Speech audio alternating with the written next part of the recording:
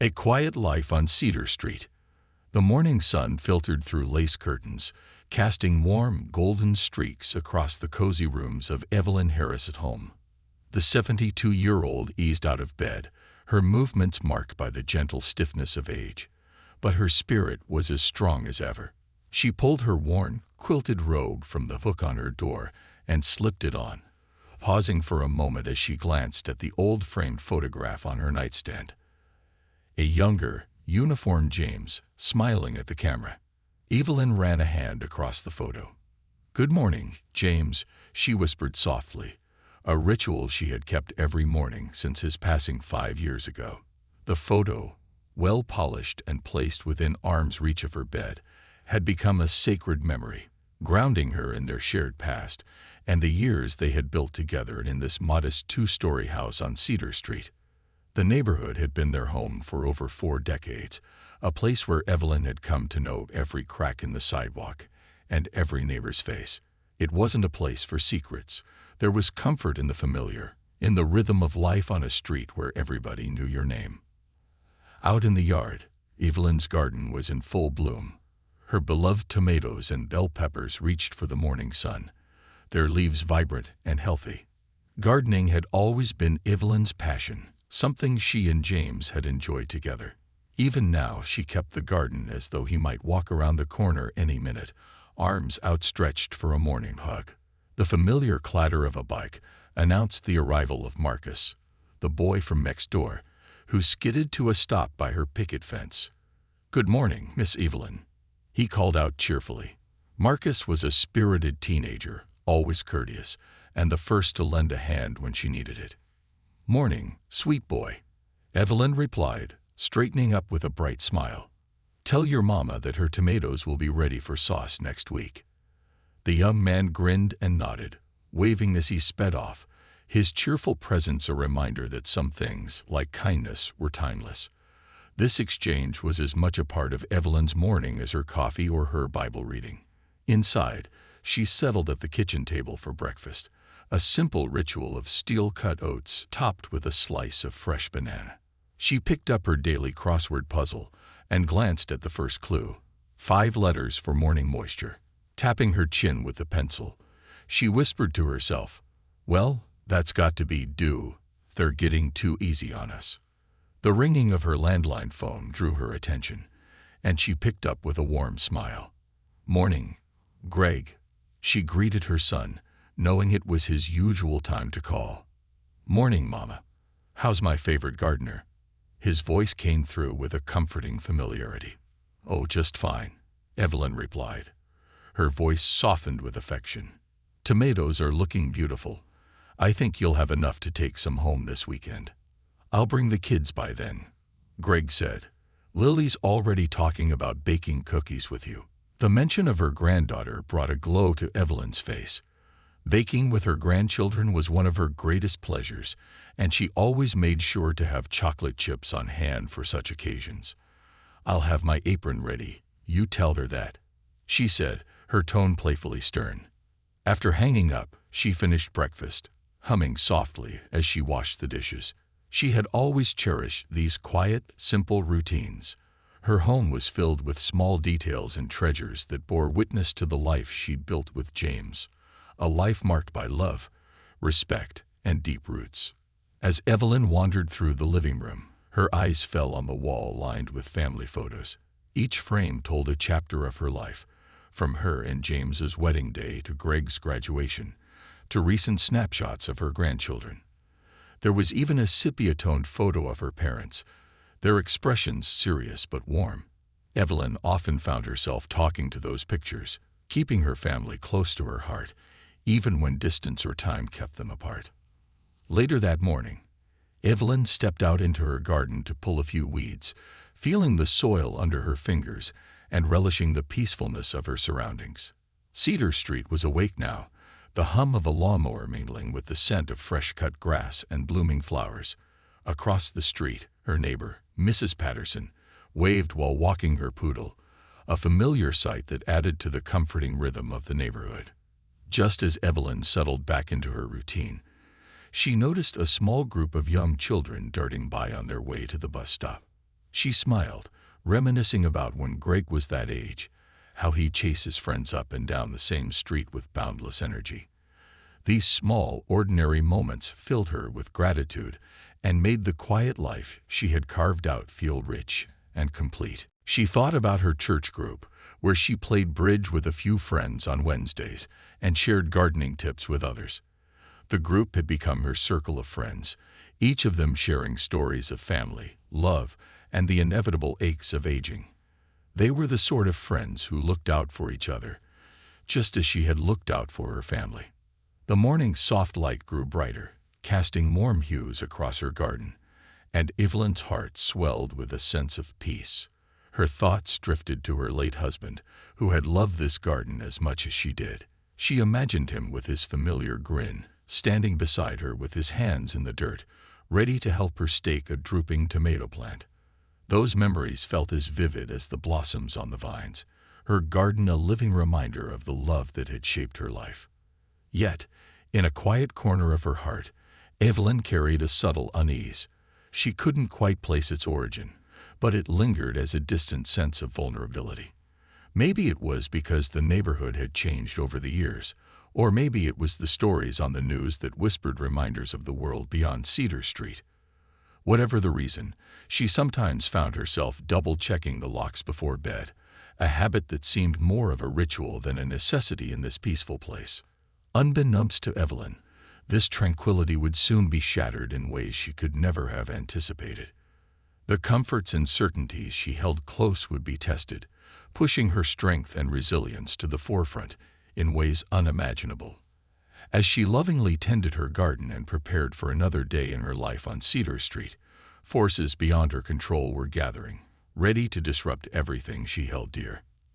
For now, though, Evelyn Harris simply enjoyed the sunlight on her face and the warmth of her memories, oblivious to the turmoil that lay just beyond the horizon. The storm arrives. The air was still dark and silent when Evelyn was startled awake by the loud crash of her front door.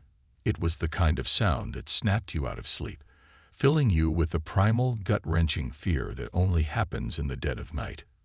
She sat up in bed, heart pounding wildly, her mind grappling to make sense of the sudden chaos erupting in her quiet, beloved home. Before she could even reach for her glasses on the nightstand, she heard shouting, loud and aggressive, filling the house with an authority that made her blood run cold. Police, SWAT team, everyone on the ground. It took her a moment to process the words, as they didn't seem to fit in her world. The SWAT team here. This was Cedar Street, her home, her sanctuary, where she'd raised her family and grown old with her husband. Her hands shook as she fumbled for her robe, fear making her movements clumsy. She opened her bedroom door to see men dressed in black, their faces hidden by helmets and goggles, storming through her home.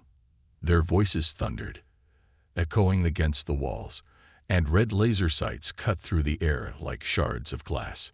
Evelyn's legs wobbled, barely able to carry her as she took a shaky step out into the hallway. The officers were moving through her house like a well-oiled machine, checking rooms, overturning furniture, searching in corners and closets, as though they expected to find dangerous criminals lurking within. She managed to stammer out a weak, "Please, what's going on?" But her voice was swallowed by the chaos. An officer spotted her, shouting instructions that sounded far off and garbled in her ears, but she understood enough. He wanted her on the ground. With her heart racing and her mind still half in the fog of sleep, Evelyn did as she was told, her knees sinking onto the cold, hard floor. Her chest heaved as fear pulsed through her veins, the confusion and terror blurring her vision. She glanced around at her beloved home, now teeming with strangers tearing apart everything she held dear. "Ma'am, stay still. Hands where we can see them," a voice barked above her.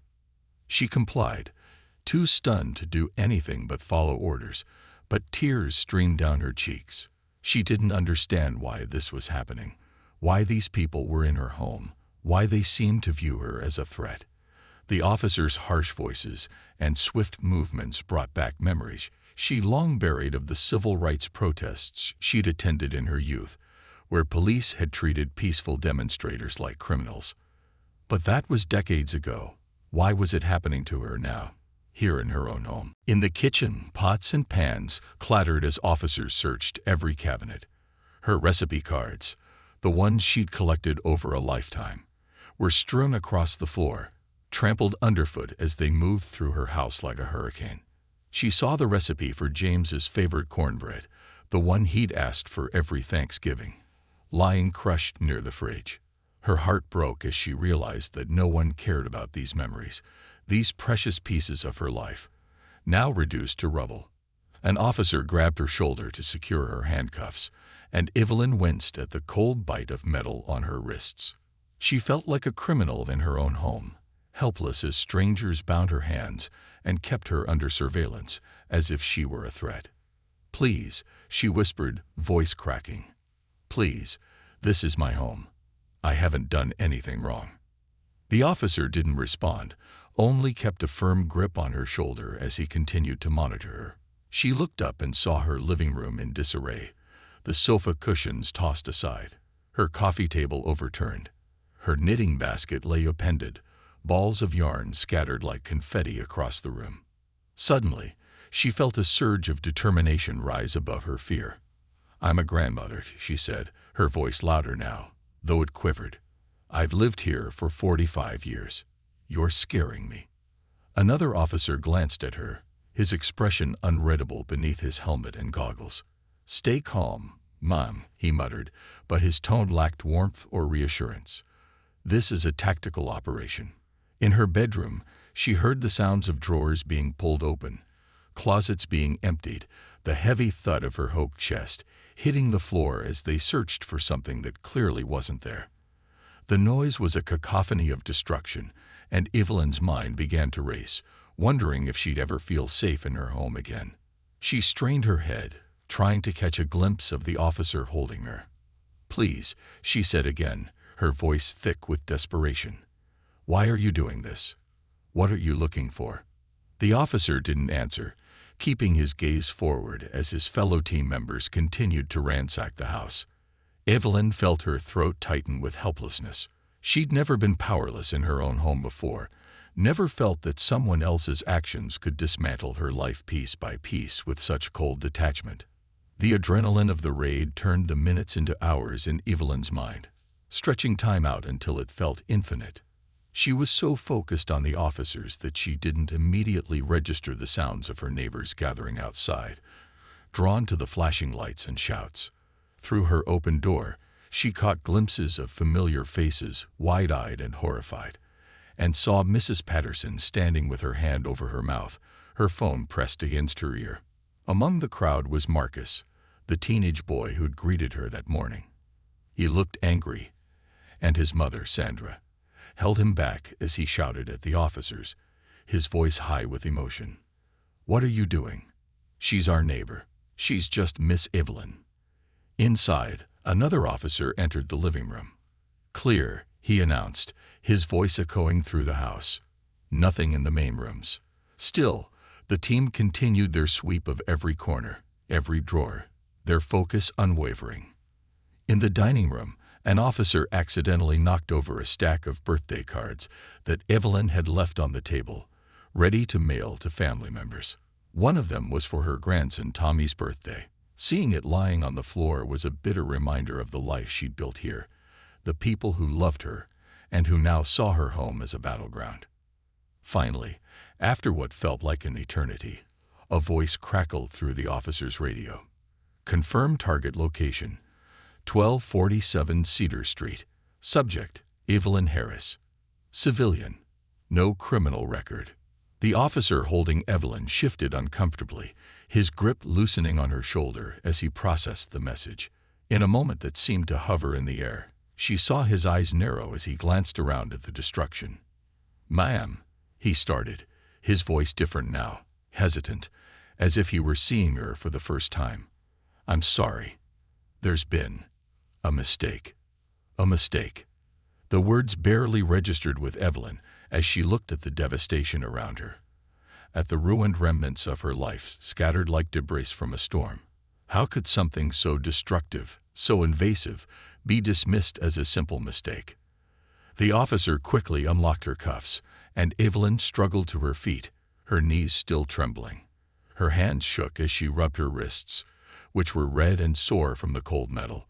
The officers around her looked at her now with a mix of shame and pity, but their expressions only deepened the anger building in her chest. She looked at the man who'd spoken, and her voice, though quiet, was filled with a searing intensity.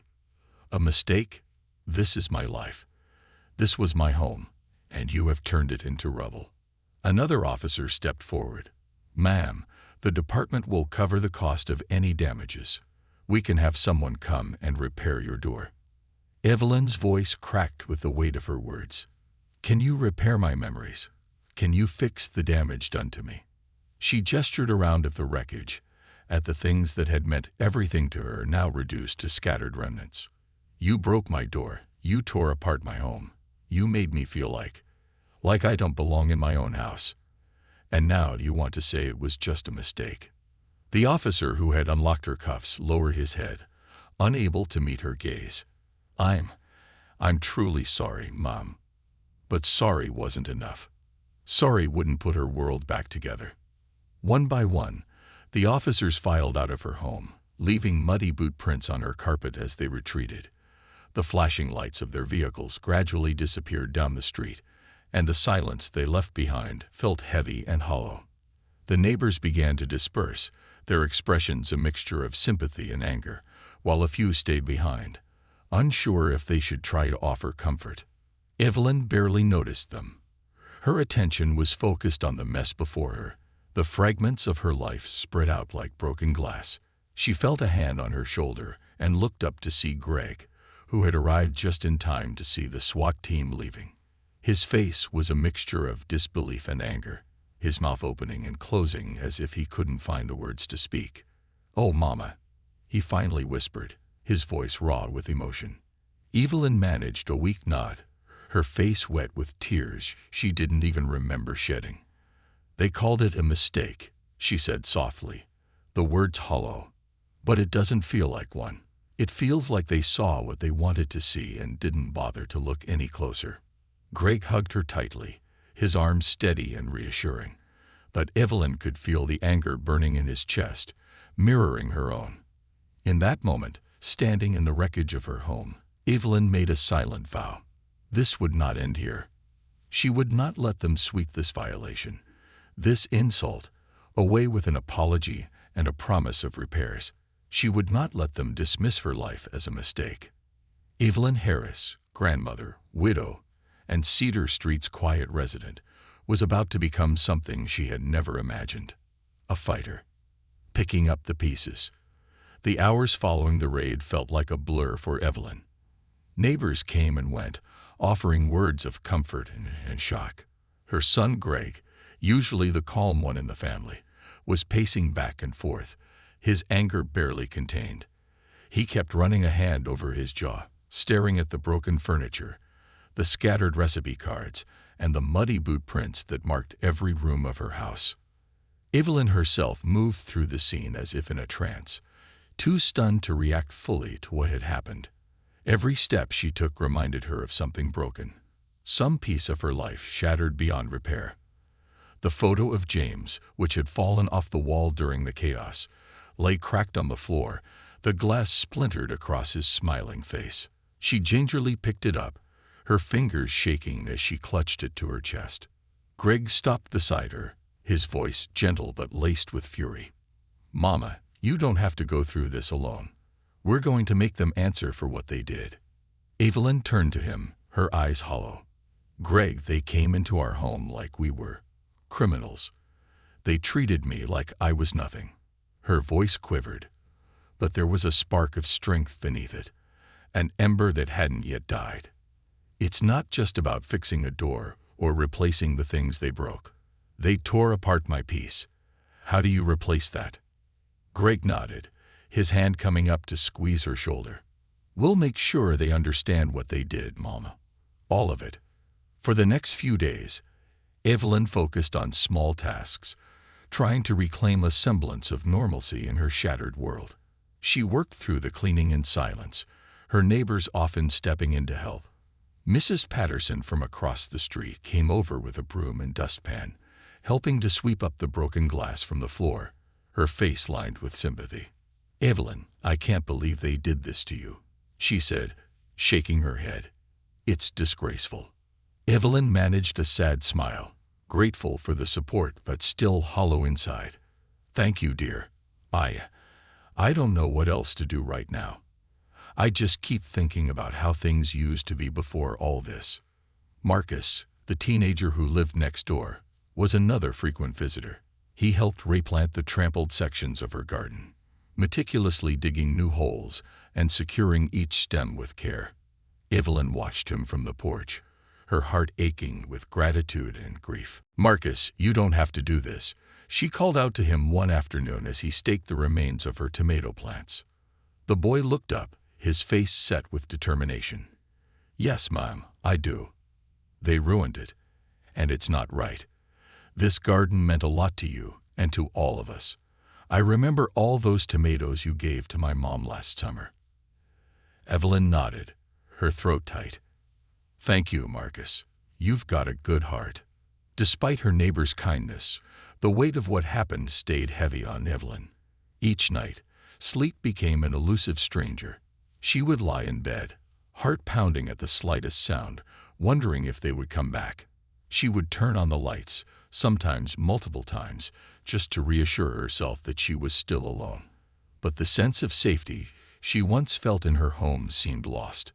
On the third day after the raid, Greg approached her with a determined look. "Mama, I've been thinking. We need someone who knows how to deal with this, someone who's fought these battles before. I spoke to a lawyer I trust, and she's agreed to meet with us.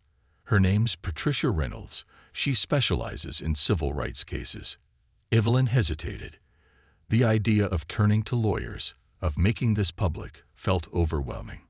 "A lawyer, Greg? I don't know if I have the strength for that. I don't know if I want to drag all of this out." Greg leaned forward, his eyes intent.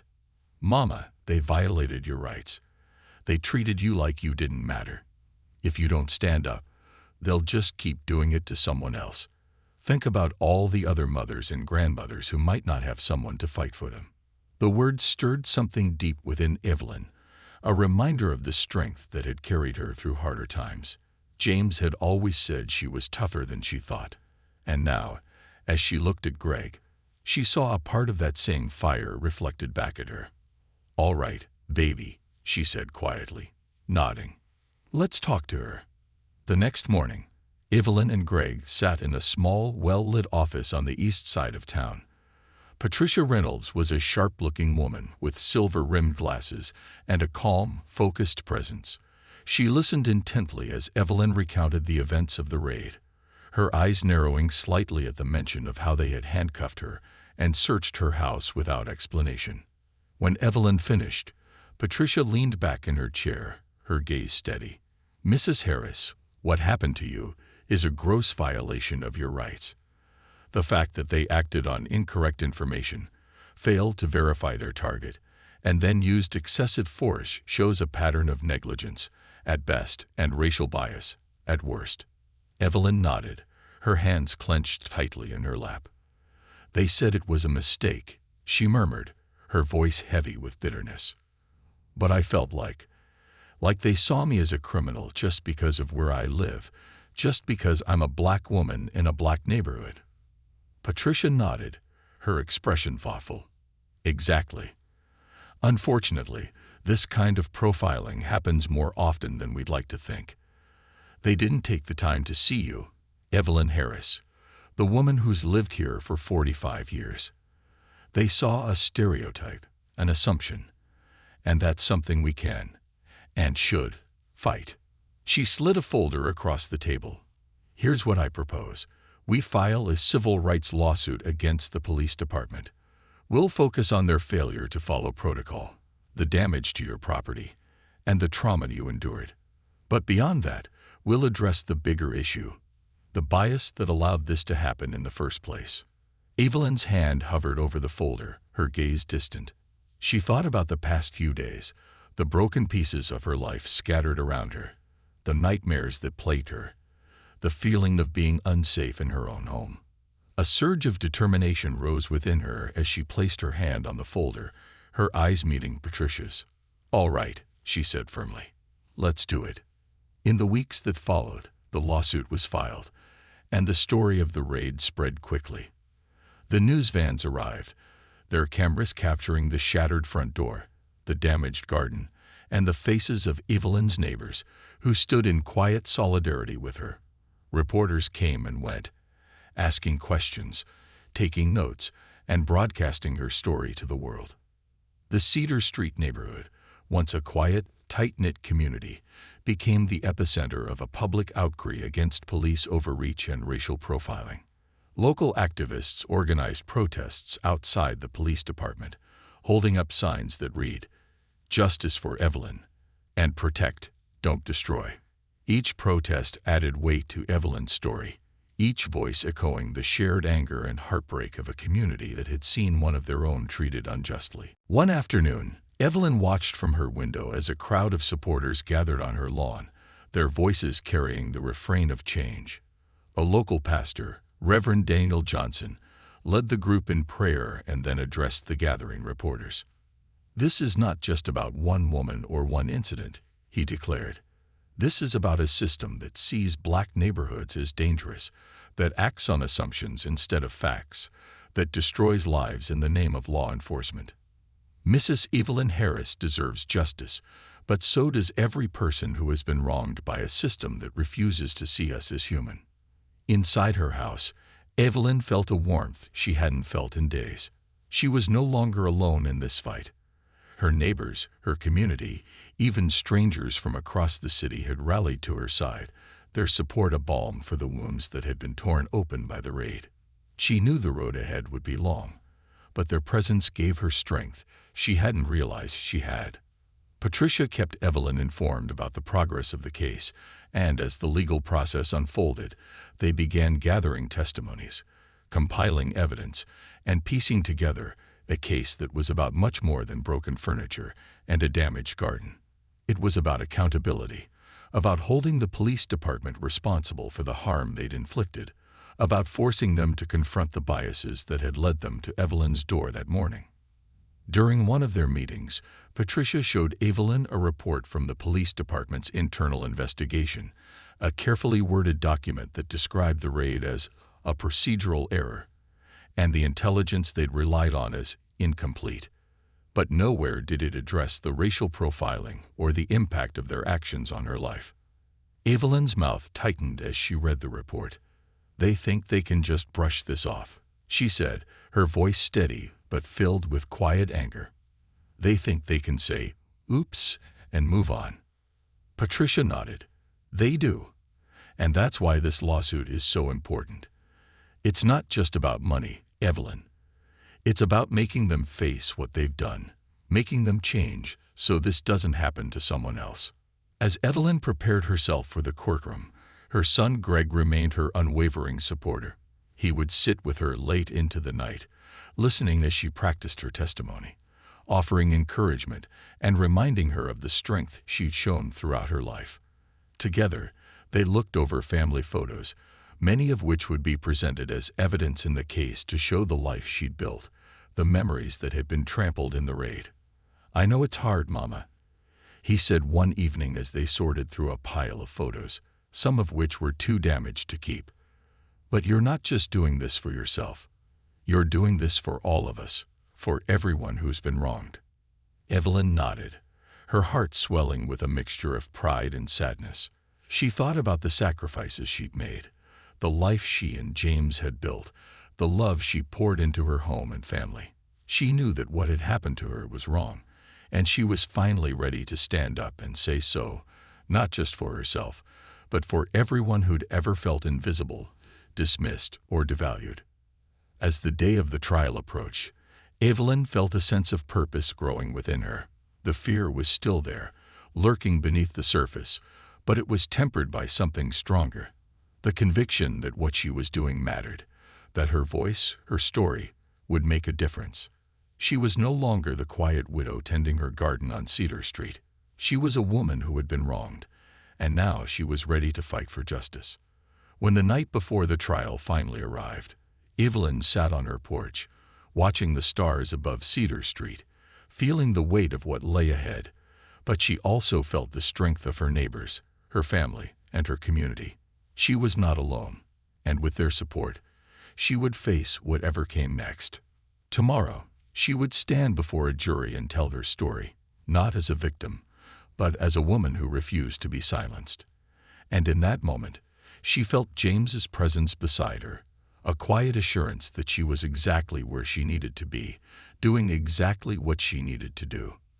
The community rallies.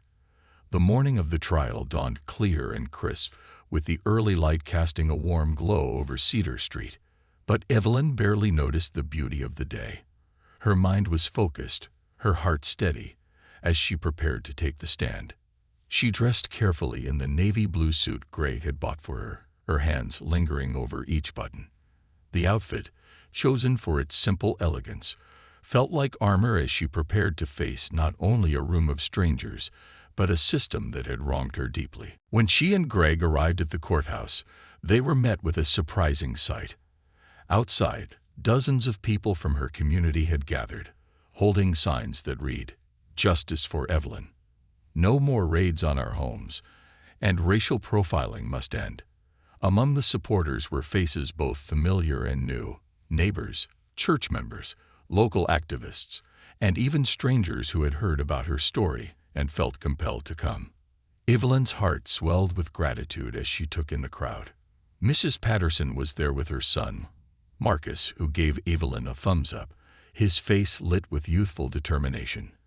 Reverend Daniel Johnson stood at the front, his hands clasped together, leading a prayer with a voice strong enough to carry above the murmurs of the crowd. Evelyn approached him, her eyes misting with emotion. "Thank you, Reverend. I never expected all this." The Reverend gave her a gentle smile. "Evelyn, you've stood by this community for years. Today, it's our turn to stand with you." As she entered the courthouse, her steps felt lighter. With the support of her community surrounding her, Evelyn's resolve only grew stronger. This wasn't just about her anymore. It was about her neighbors, her friends, and everyone who had ever felt powerless in the face of injustice. Inside, the courtroom was buzzing with reporters and onlookers. Patricia Reynolds, her attorney, was already at the front, organizing her notes with the calm focus of a seasoned advocate. She greeted Evelyn with a reassuring smile and a light touch on her shoulder. "We're ready, Evelyn," Patricia said softly. "Remember, this is your story. Speak your truth, and the rest will follow." Evelyn nodded, her gaze steady. She took her seat beside Patricia, her heart pounding as the judge entered the room, and the trial formally began. The police department's lawyer, Richard Bennett, stood to present their opening statement, his voice polished and professional, weaving a narrative of procedure and protocol. "The officers acted on intelligence they believed to be credible," he explained, glancing at the jury as he spoke. "In a city where gun violence and drug trafficking are constant threats, split-second decisions can sometimes lead to unfortunate outcomes.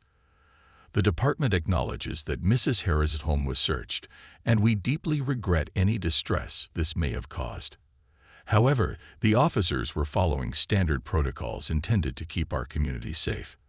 Evelyn's jaw tightened as she listened, the words "unfortunate outcomes" ringing hollow in her ears. There was nothing unfortunate about having her home violated, her belongings destroyed, her peace shattered. As Bennett continued, her anger simmered, fueling her resolve to tell her side of the story. When Patricia took her turn, her voice carried a quiet but undeniable power. "This case is about more than a single raid or a single mistake," she began, her gaze sweeping over the jury. "It's about a system that dehumanized an elderly woman, a grandmother, a longtime member of this community. It's about assumptions and biases that stripped Mrs. Harris of her dignity and safety.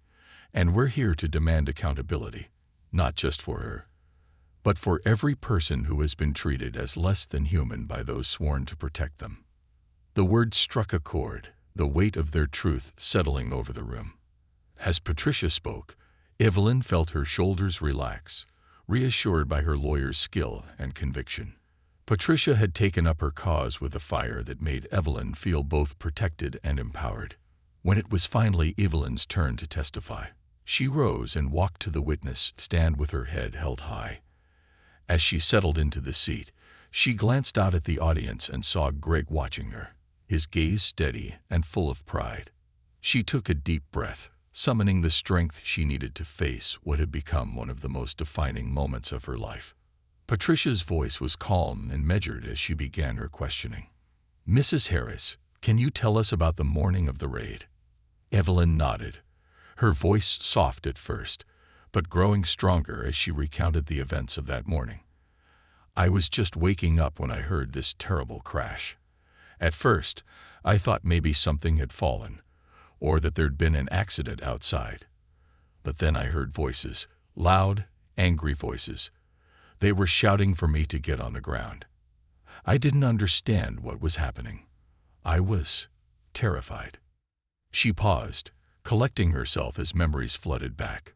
"When I stepped out of my room, I saw men, police officers, moving through my home, tearing it apart. I didn't know why they were there. I tried to speak, but they didn't seem to care who I was, only that I stayed out of their way. They put me in handcuffs and made me kneel on the ground like I was some kind of criminal." The room fell silent, the weight of her words hanging heavily. Patricia leaned forward, her voice gentle. "How did that make you feel, Mrs. Harris?" Evelyn's voice wavered, but her gaze was steady. "It made me feel like I didn't matter. Like my life, my memories, the things I loved, meant nothing to them. They didn't see me. They saw what they wanted to see, a threat, and they treated me like I was less than human." In the back of the room, she saw Lieutenant Brooks, the officer who had voiced his concerns about the raid's rushed planning. He looked uncomfortable, his expression pained as he listened. Evelyn could see that he hadn't wanted this outcome, that he had tried to prevent it. But even his remorse couldn't erase the harm that had been done. As Evelyn finished her testimony, Patricia turned to the judge. "No further questions, Your Honor." Evelyn returned to her seat, feeling both drained and strangely liberated. She had spoken her truth, and for the first time since the raid, she felt a small measure of control over her life again. The courtroom then heard testimony from various officials, including Captain Marshall, who led the raid, and the officer responsible for the intelligence that had targeted her home. Both men spoke in measured tones, using words like necessary and urgent, but their justifications felt hollow. Patricia questioned each of them with skill, carefully dismantling their claims of due diligence. "So, Captain Marshall," she asked, her tone pointed, "you're telling us that a few hours of surveillance, or a simple knock on the door, was too much to ask before storming the home of a 72-year-old woman." Captain Marshall shifted uncomfortably, glancing down at his notes. "In cases like these, we operate on high-stakes timelines. There's a risk that evidence can be destroyed." Patricia's gaze sharpened. "And yet, Mrs. Harris' home contained no evidence of criminal activity, did it?" "No," Marshall admitted, his voice barely audible. The turning point of the trial came when Lieutenant Brooks took the stand. He spoke of his discomfort with the raid, describing how he had raised concerns that were dismissed. His honesty was a balm to Evelyn, even as it exposed the painful reality that her suffering might have been prevented if someone had taken those concerns seriously.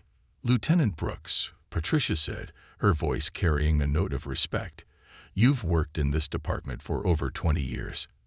In your professional opinion, was this raid executed according to the standards we should expect from our law enforcement?" Brooks looked directly at the jury, his expression solemn. "No, this raid was rushed, poorly planned, and based on incomplete information. In all honesty, it never should have happened." The admission sent a ripple through the courtroom. Even Bennett, the police department's lawyer, seemed caught off guard by Brooks's testimony. Evelyn felt a surge of gratitude for Brooks's courage, knowing that he had put his career on the line to speak the truth. As the trial progressed, the public's support for Evelyn only grew. Her story had struck a nerve, sparking debates on talk shows, news articles, and social media. People from all over the country shared stories of their own experiences, flooding her mailbox with letters of solidarity. Cedar Street became a symbol of resilience and a rallying point for advocates pushing for police reform. The final day of the trial was marked by powerful closing arguments. Bennett spoke first, emphasizing the need for quick action in high-stakes situations and arguing that the officers had acted in good faith based on the information available. But the argument rang hollow against the backdrop of Evelyn's testimony and the truth that had emerged throughout the trial. When Patricia rose for her closing statement, she addressed the jury with quiet intensity. This case is about accountability. Mrs. Harris was targeted not because of her actions, but because of assumptions made about her neighborhood and her race. Those assumptions led to a raid that shattered her sense of safety, her dignity, and her home. And while the department may call this a procedural error, we know better. This was an act of bias, a failure to see the humanity in a grandmother's life. Today, we ask you to send a message that such mistakes have consequences, that the lives of people like Evelyn Harris matter. The jury deliberated for several tense hours, but when they returned with a verdict, Evelyn felt the weight of years lift from her shoulders. They found in her favor, awarding damages that would change her life, but more importantly, would hold the department accountable for their actions. As she left the courthouse, the crowd of supporters erupted into cheers. Greg hugged her tightly, his face damp with tears of relief and pride. Mrs. Patterson and Marcus were there too, along with Reverend Johnson, whose eyes shone with gratitude and hope. Evelyn raised a hand to wave at the crowd, her heart full. Her voice shook as she addressed the gathered supporters and reporters. Thank you, all of you. This wasn't just about me. It was about making sure that no one else goes through what I did. It was about standing up for our right to feel safe in our own homes, to be seen as human, to be respected. I hope this will be a step toward change, not just for me, but for every person who has been treated like they don't matter. As she walked back to her car, Evelyn looked up at the sky, feeling James's presence with her. For the first time since that terrible morning, she felt a true sense of peace. She had fought not just for herself, but for her community, for her family, for her legacy, and she knew that Cedar Street would never be the same. They had stood together, rallied for justice, and made their voices heard. The courtroom battle, the morning of the final days of the trial, was filled with anticipation. Inside the courthouse, Evelyn took her seat beside Patricia, feeling the full weight of what they were about to face. Today, she knew, would bring the police department's full defense to the stand. Despite the tension, Evelyn held her head high, her resolve sharpened by the voices of her community that had rallied for her. Richard Bennett, the police department's lead attorney, began his defense by presenting a narrative of diligence and duty, defending the officer's actions as regrettable but necessary. He recounted the pressures that law enforcement faced in a city grappling with crime, pointing out that rapid response was essential in handling criminal threats. Our officers acted on what they believed to be credible intelligence, he stated, his voice even and persuasive. In the pursuit of public safety, difficult choices must be made, sometimes on short notice. While the incident with Mrs. Harris was undeniably regrettable, it was an outlier, a single unfortunate event in an otherwise flawless commitment to protecting the public. Evelyn listened, her stomach turning as her life was reduced to nothing more than an unfortunate event. She fought the impulse to stand up and protest, keeping her focus on the task at hand, proving that her home and her dignity weren't merely collateral damage in the name of public safety. After Bennett's opening remarks, Captain David Marshall, the officer who had commanded the raid, was called to the stand. Dressed in a freshly pressed uniform, Marshall looked every inch the disciplined officer. His expression was serious, but Evelyn saw the tension beneath it. Captain Marshall, Bennett began, can you explain the context in which the raid was ordered? Marshall nodded. Yes.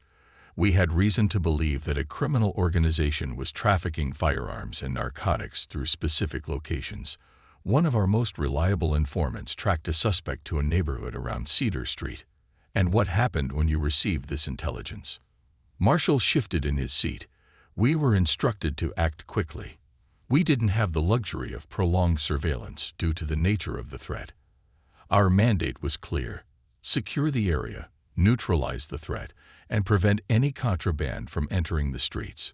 Patricia leaned in, her eyes narrowing as she prepared to cross-examine. Captain, you've stated that your mandate was to act on intelligence and protect public safety. Is it standard practice to proceed with a raid based solely on incomplete intelligence? Marshall hesitated, glancing toward Bennett before responding. Not typically. But this was a unique situation. Patricia interrupted, her voice firm. A unique situation. Captain, with all due respect, how unique is it to rush a raid in a black neighborhood based on sketchy intelligence without proper verification? Bennett immediately objected, claiming the question was inflammatory, but the judge overruled, allowing Patricia to continue. Her gaze didn't waver as she pressed Marshall further.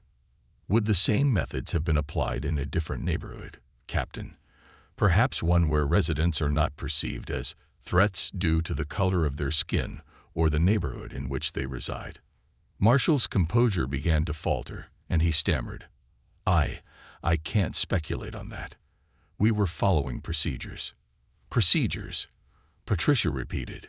Procedures that somehow neglected to consider a 72-year-old woman with no criminal record, who has lived in her home for 45 years, as a civilian. Captain, is it possible that assumptions about the neighborhood itself shaped the decisions made? Evelyn watched as Captain Marshall's face darkened, his discomfort evident. He shifted in his seat, glancing briefly at the jury, but avoided Evelyn's gaze.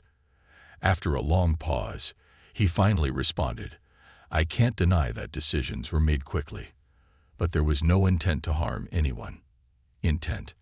Patricia echoed, her voice rising slightly. Intent is not the issue here, Captain. Consequence is. And the consequence of your actions was to terrorize and dehumanize an innocent woman in her own home. The silence in the courtroom was deafening. Patricia's words hung in the air, heavy with the truth of what Evelyn had experienced. Evelyn could feel the weight of her attorney's conviction, her words striking at the heart of the matter. This was not just about flawed intelligence or split-second decisions. It was about a system that failed to see her humanity, that allowed biases to shape actions and lives to be dismissed as statistics. The next witness was Officer Tom Wilson, whose reputation within the department was well known. His firm beliefs about problem neighborhoods had led him to categorize Cedar Street as a likely hideout for criminal activity. Patricia anticipated his testimony would reveal the biases that had permeated the entire operation. Wilson took the stand with a confident demeanor, looking at ease in his uniform and seeming unfazed by the gravity of the situation. Patricia began her questioning, her voice calm but pointed. Officer Wilson, could you explain your assessment of Cedar Street as a target for this raid? Wilson nodded. Cedar Street is, well, it's a known area for high crime rates. We've had several incidents in the vicinity, and it seemed logical to investigate. Patricia raised an eyebrow. Logical to investigate, even though the crime data from Cedar Street has remained steady for the past 5 years, with no increase in violent incidents. Does it seem logical to you that an elderly woman's home would serve as a criminal hideout? Wilson's confidence faltered slightly, but he recovered quickly. We were considering the data we had. Sometimes you have to look beyond the immediate. Patricia's expression remained impassive as she pressed on, looking beyond the immediate. So tell me, Officer Wilson, do you believe it's acceptable to enter a person's home with no evidence, no probable cause, but simply based on the area in which they live? Wilson's jaw tightened, and he responded defensively. I believe it's our job to prevent crime. Sometimes that means making tough calls. The tension in the courtroom was palpable, and Patricia's voice dropped to a steely calm. Tough calls, officer. Tough calls are made every day. But what you did to Mrs. Harris wasn't a tough call. It was an assumption. An assumption that, based on her neighborhood and her appearance, she was likely involved in something criminal. Can you at least acknowledge that possibility?" Wilson's silence was his only answer, his expression turning sullen as he realized he had no argument to refute the truth. After a long, charged silence, Patricia turned to the judge. No further questions. The courtroom buzzed with quiet whispers as the defense continued its case. Testimonies from various officers attempted to paint the department's actions as procedural, claiming the raid as a response to an ongoing threat to public safety. Yet with each witness, Patricia found new ways to peel back the justifications and reveal the biases beneath. Finally, the department's lawyer, Bennett, took his chance to cross-examine Evelyn. His tone was firm, but his words were carefully crafted to minimize her trauma. "Mrs. Harris," he began, "we understand that this experience was unsettling.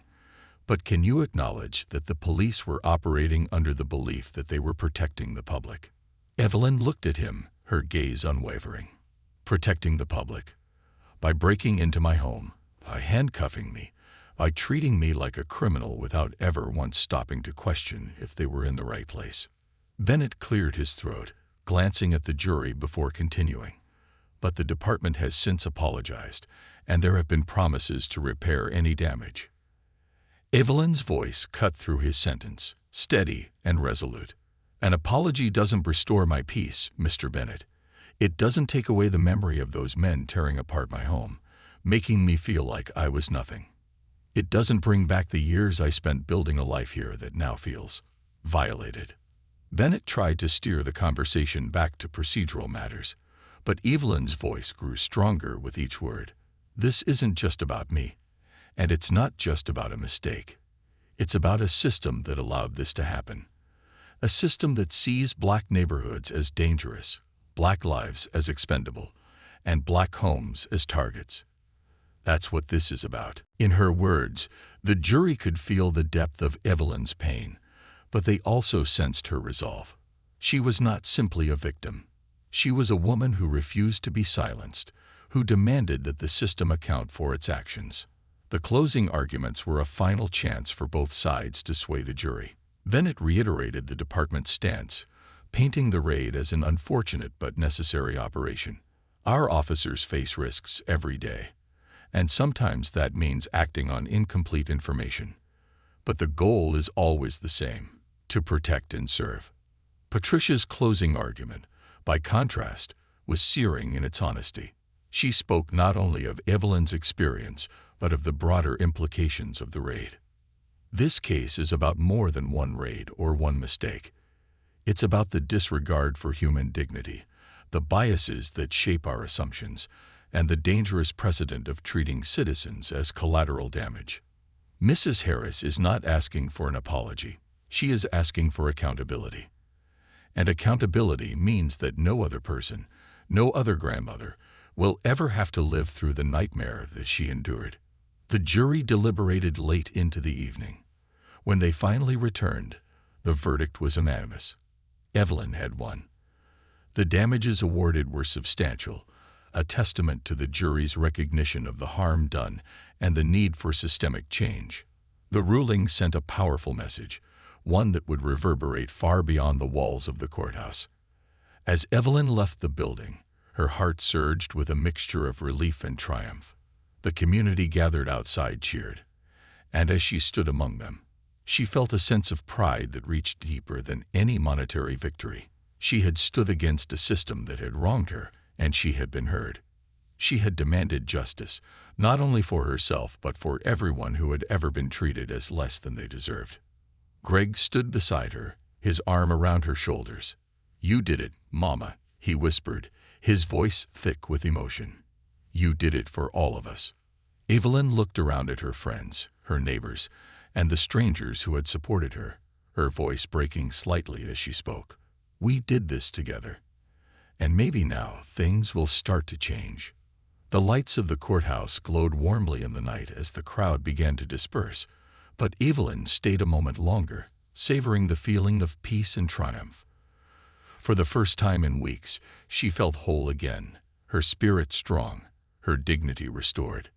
As they drove back to Cedar Street, Evelyn looked out the window, feeling a deep sense of gratitude. Her home might have been damaged, but her spirit was unbreakable.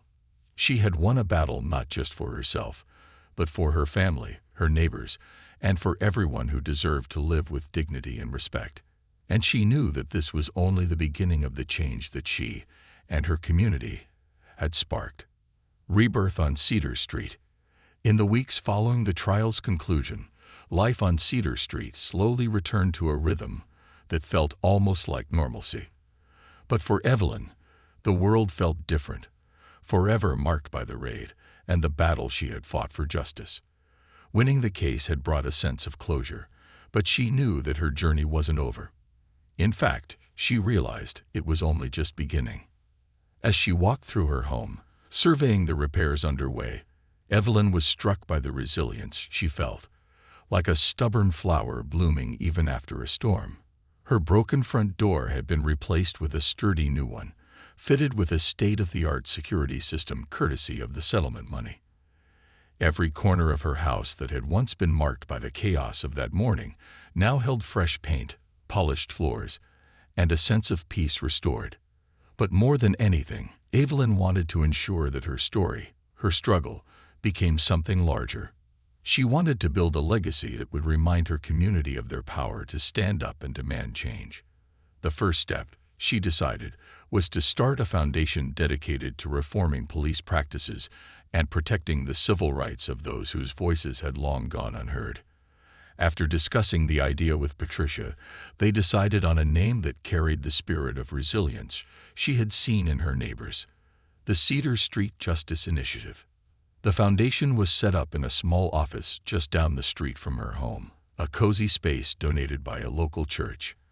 On its opening day, her neighbors gathered to celebrate, the street filled with families, activists, and people from all over the city who had been moved by her story.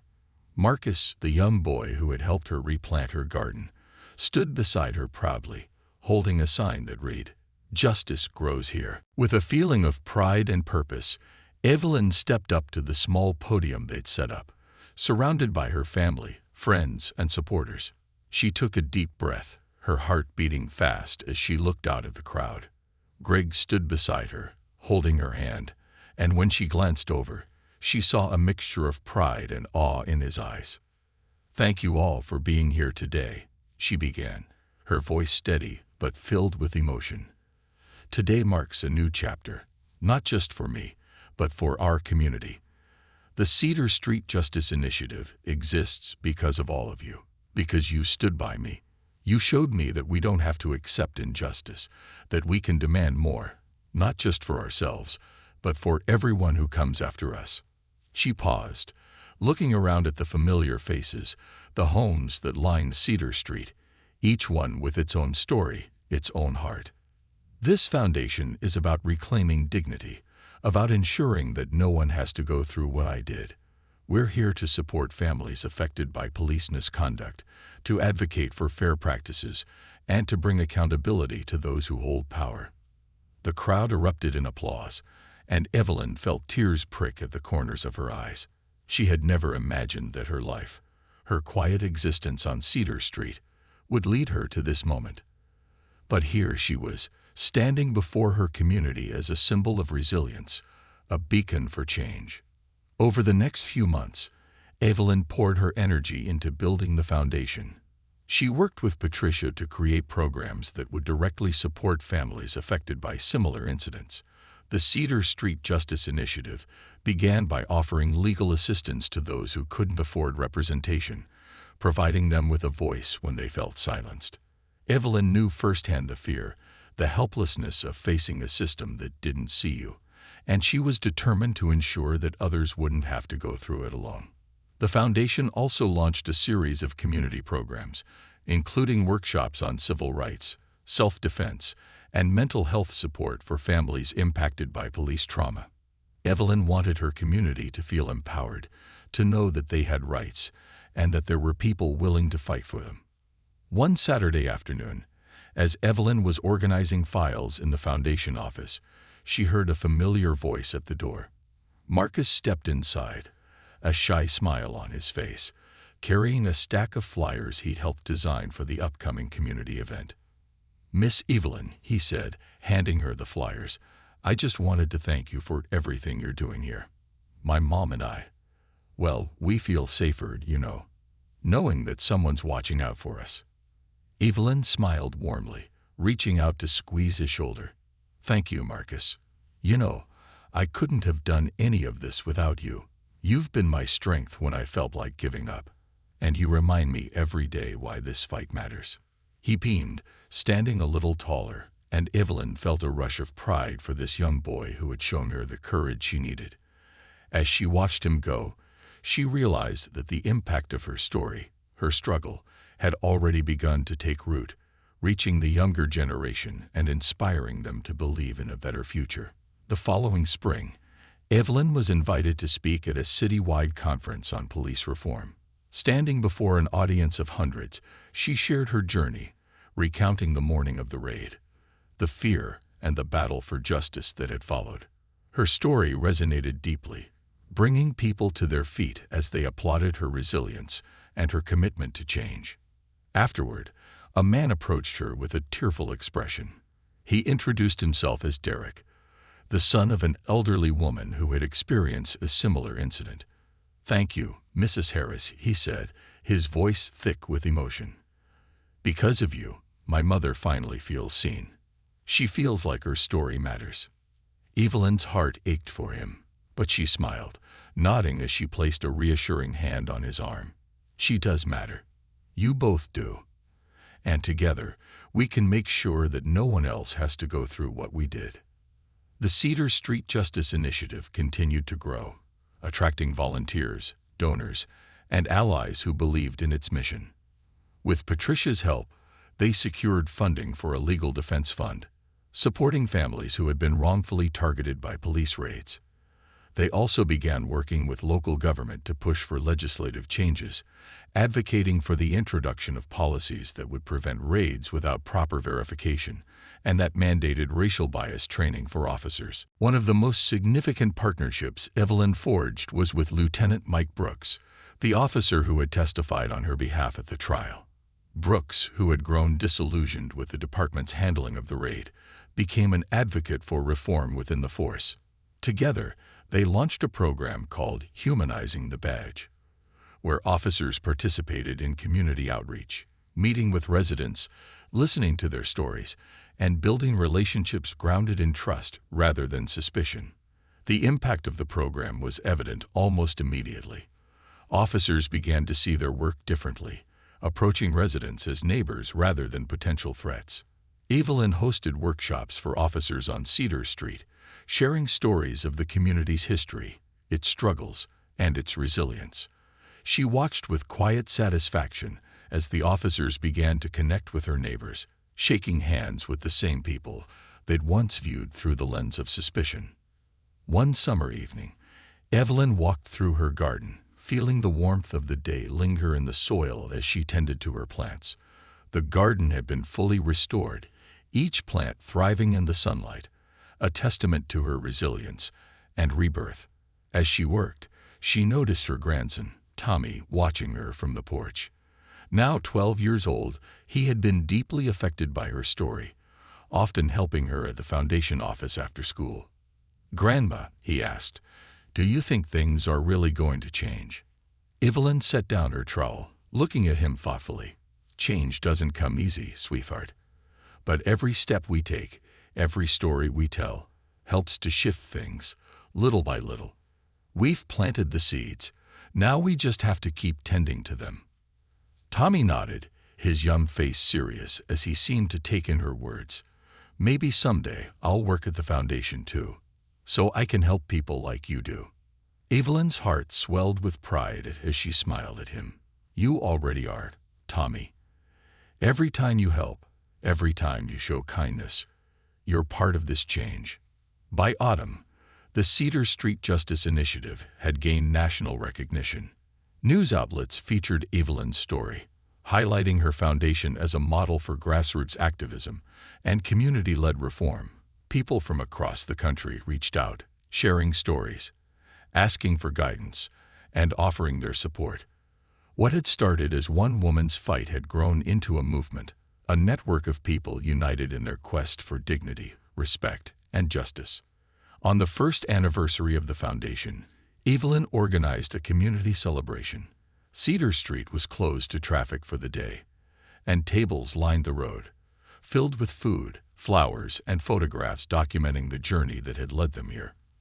Families gathered, children played, and laughter filled the air, a stark contrast to the chaos and fear that had once defined the street.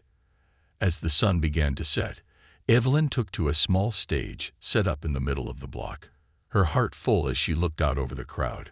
Greg, Marcus, Patricia, and Reverend Johnson stood nearby, each of them a vital part of her journey, each of them a reminder of the strength that had carried her forward.